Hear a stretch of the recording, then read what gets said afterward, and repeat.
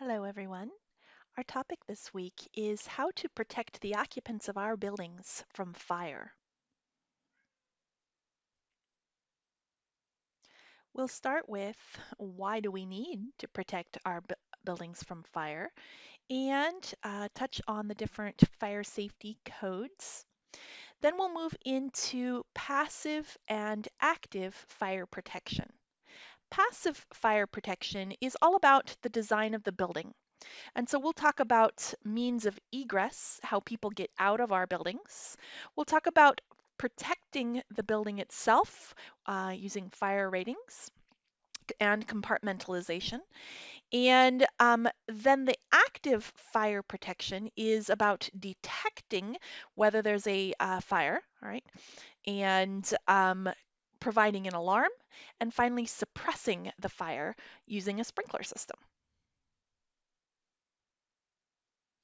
Why do we need to worry about fire and our buildings?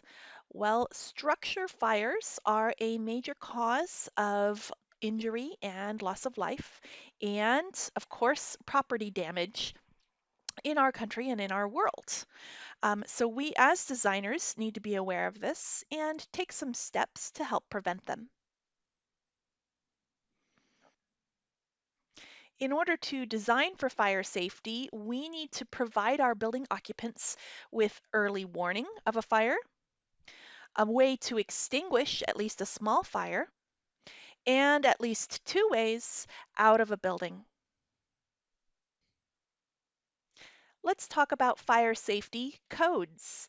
The National Fire Protection Association, or NFPA, is a nonprofit organization that produces codes and standards about fire and fire safety.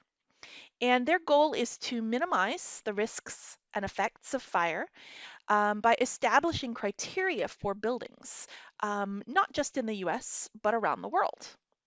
So, some of the different codes and standards that they produce include the NFPA 101 Life Safety Code, all right, and other different codes and standards such as the National Electric Code, Fire Alarm Code, standards for fire doors, etc.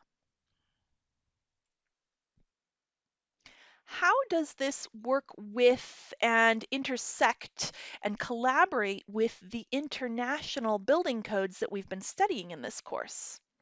Well, the ICC, International Code Council, is the one that produces the International Building Code, which is used in all of our 50 states in the US.